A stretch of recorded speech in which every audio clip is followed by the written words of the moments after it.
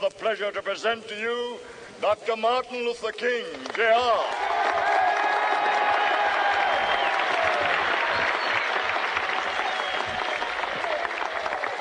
I am happy to join with you today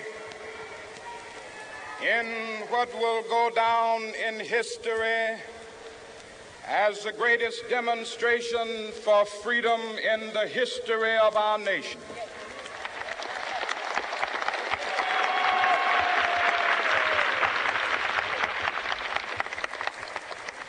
Five score years ago,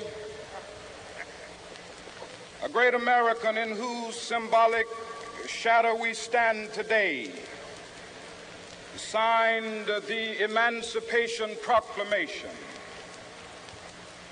This momentous decree came as a great beacon light of hope to millions of Negro slaves who had been seared in the flames of withering injustice. It came as a joyous daybreak to end the long night of their captivity. But 100 years later, the Negro still is not free. 100 years later, the life of the Negro is still sadly crippled by the manacles of segregation and the chains of discrimination. 100 years later, the Negro lives on a lonely island of poverty in the midst of a vast ocean of material prosperity. 100 years later,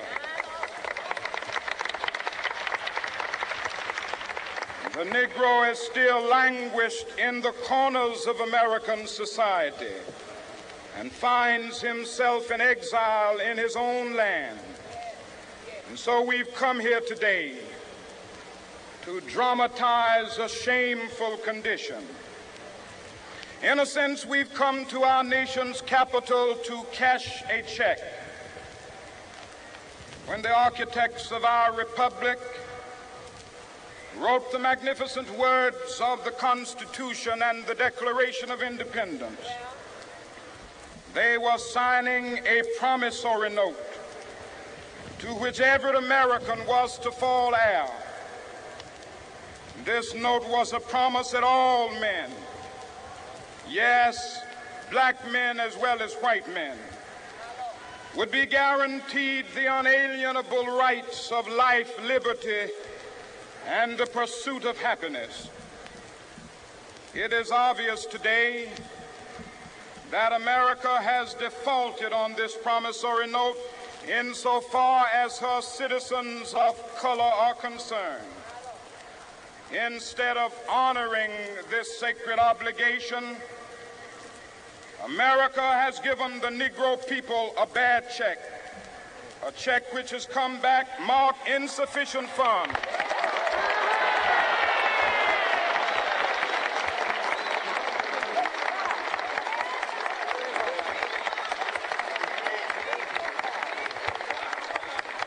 But we refuse to believe that the Bank of Justice is bankrupt. We refuse to believe that there are insufficient funds in the great vaults of opportunity of this nation.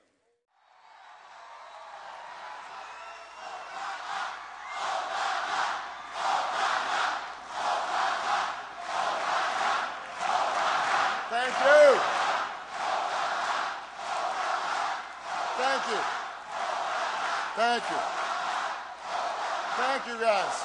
Thank you so much. Thank you. Thank you. Thank you. Thank you, New Hampshire. I love you back. Thank you. Thank you. Well, thank you so much. I am still fired up and ready to go.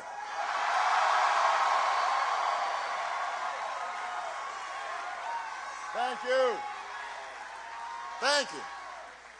Well, first of all, I want to congratulate Senator Clinton on a hard-fought victory here in New Hampshire. She did an outstanding job. Give her a big round of applause.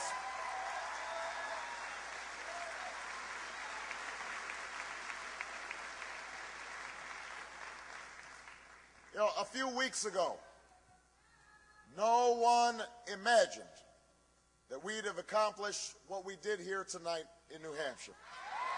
No one could have imagined it. For most of this campaign, we were far behind. We always knew our climb would be steep. But in record numbers, you came out and you spoke up for change.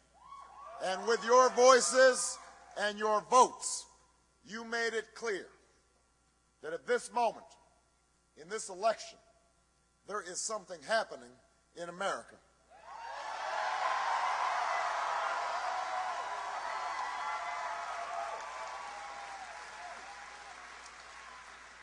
There is something happening when men and women in Des Moines and Davenport, in Lebanon and Concord, come out in the snows of January to wait in lines that stretch block after block because they believe in what this country can be. There is something happening. There's something happening when Americans who are young in age and in spirit, who've never participated in politics before, turn out in numbers we have never seen because they know in their hearts that this time must be different.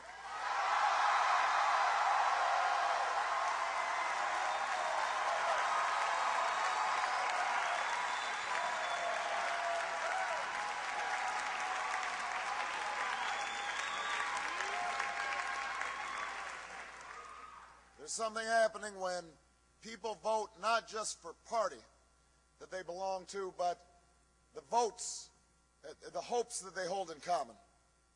That whether we are rich or poor, black or white, Latino or Asian, whether we hail from Iowa or New Hampshire, Nevada or South Carolina, we are ready to take this country in a fundamentally new direction. That's what's happening in America right now. Change is what's happening in America.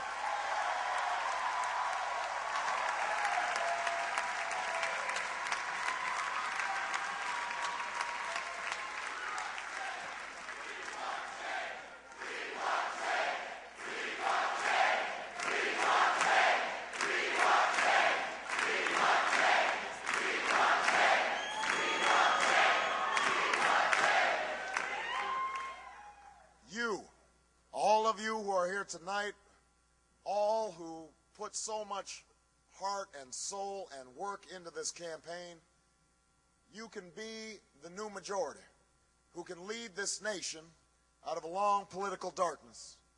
Democrats, independents, and Republicans who are tired of the division and distraction that has clouded Washington, who know that we can disagree without being disagreeable, who understand that if we mobilize our voices to challenge the money and influence that stood in our way and challenge ourselves to reach for something better, there is no problem we cannot solve. There is no destiny that we cannot fulfill. Our new American majority can end the outrage of unaffordable, unavailable health care in our time. We can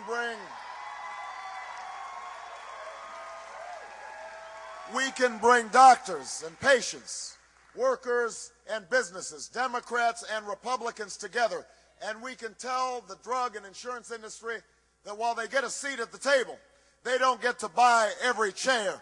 Not this time. Not now.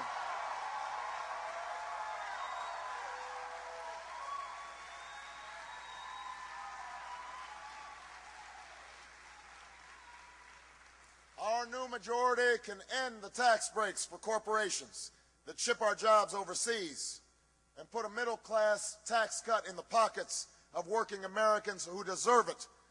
We can stop sending our children to schools with corridors of shame and start putting them on a pathway to success. We can stop talking about how great teachers are and start rewarding them for their greatness by giving them more pay